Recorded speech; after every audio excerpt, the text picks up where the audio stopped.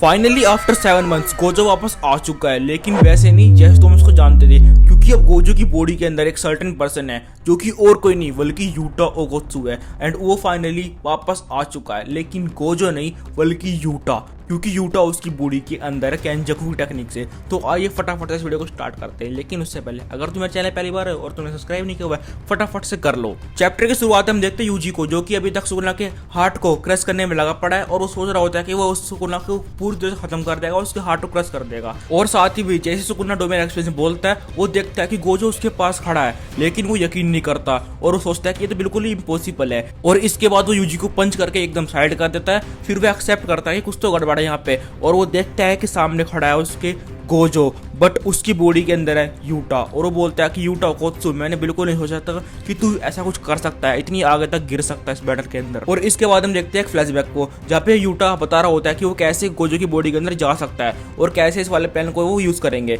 तो यहाँ पे वो बताता है कि वो रिको केंजाकू खवा देगा, जिसके बाद वो केंजाकू की जो कश टेक्निक है उसको सीख पाएगा और उसके बाद वो गोजो की बॉडी के अंदर चला जाएगा। लेकिन यहाँ पे हमारे लोग जितने भी सोर्सर होते हैं वो कुछ ना कुछ अपोज करते हैं, जहाँ पे हमारा आकारी बोलता है कि उसको इस वाले प्लान से ऑब्जेक्शन है एंड वो इस वाले प्लान को सिर्फ तभी यूज करने देगा अगर सभी के सभी सोर्सेस पूरी तरह से वाइप हो जाएंगे। इसको एक तरह से लास्ट रिजोर्ट की तरह यूज कर सकते हैं बस। और साथ ही हमको ये बताया जाता दोबारा से कि गोजो की टेक्निक को ओपन कर सकते हैं 6 आइज के बिना वगैरह वगैरह, जो कि तुमको ऑलरेडी पता है। और इसके बाद कुछ उनमें से सोर्सर जो होते हैं वो उसको अपोज करते हैं, बट हमारा जो यूटा है वो बोलता है कि ऐसा नहीं हो सकता कि मैं सिर्फ गोजो को एक मोस्टर बनने दूं, और वो चाहता है कि वो गोजो को अब इस रेस्पॉन्सिबिलिटी से हटा दे और वो खुद भी कुछ करे। जिसके बाद वो बोलता है कि मैं गोजो की बॉडी पर टेक ओवर कर लूंगा, और वो गोजो से भी परमिशन ले लेता है। और इसके बाद उनमें से कुछ सोर्सेज जो होते हैं वो इसको पूरी तरह से अपोज कर देते हैं, बट जो हमारा यूटा है वो बोलता है कि मैं ऐसा नहीं हो सकता, मैं गोजो को खाली एक मोस्टर बनने दूं, अब मैं उसकी हेल्प करना चाहता हूं और उसको अब मैं इस पूरी दुनिया से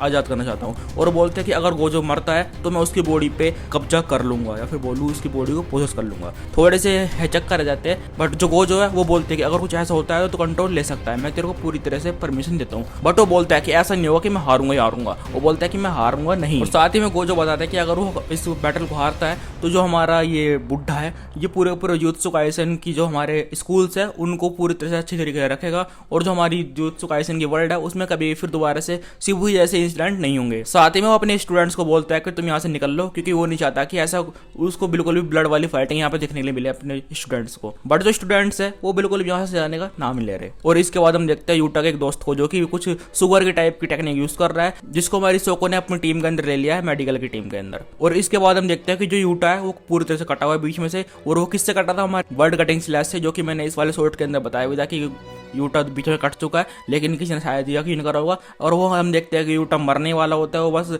जो हमारी रीका है उसकी टेक्निक से अभी थोड़ा बहुत बोल पा रहा है, बचा पड़ा अपनी लास्ट टांग पे खड़ा है। और इसी के बाद हमको पता चलता है कि जो सोका है उसने गोजो की बॉडी को दोबारा सील दिया है, और वो बोलती है कि तुम अब रेडी है उसकी बॉडी पे जाने के लिए। जिसके बाद हमारा यूटा थोड़ा सा पहले तो लगता है परेशान सा, लेकिन वो बाद में उसकी बॉडी पे आ जाता है। एंड सोको उसको बोलती है कि अभी भी सिर्फ उसकी बॉडी हमने सी ली है कॉर्प्स को, तो अगर तू उसकी बॉडी में जाएगा तो फटाफट से आरसीटी को मैक्सिमम आउटपुट पे तेरे को यूज करना पड़ेगा, वरना बॉडी हील नहीं होगी। एंड फिर हम आते हैं प्रेजेंट पे, हम देखते हैं सुकुना एंड गोजो यूटा को, जो कि दोनों की दोनों अपने डोमेन एक्सपेंशन खोल रहे हैं, और चैप्टर की एंडिंग हो जाती है अपने सुकुना की मेलेवोलेंट श्राइन एंड गोजो के इन्फिनिट वॉइड के साथ। तो देखो गाइस इस वाले चैप्टर के अंदर बहुत ज्यादा अपनी बैक स्टोरी टाइप या फिर बोलो फ्लैशबैक टाइप थे, जो कि मैंने तुमको बहुत ही ज्यादा सिंपल में वाकई बोल दिया है। बाकी तो अगर तुमको उसका पूरा एक्सपीरियंस चाहिए तो तुमको रुकना पड़ेगा संडे तक, क्योंकि जो हमारे ये वाले ट्रांसलेशन होते हैं इन पर तुम पूरी तरह से भरोसा नहीं कर सकते। ठीक है, तो मैं तुमको मिलता हूँ संडे को, और तब तक के लिए तुम वीडियो को लाइक वगैरह कर देना, सब्सक्राइब वगैरह कर देना। और देखो जो गोजो सटोरो है उसका कमबैक कभी नहीं होने वाला,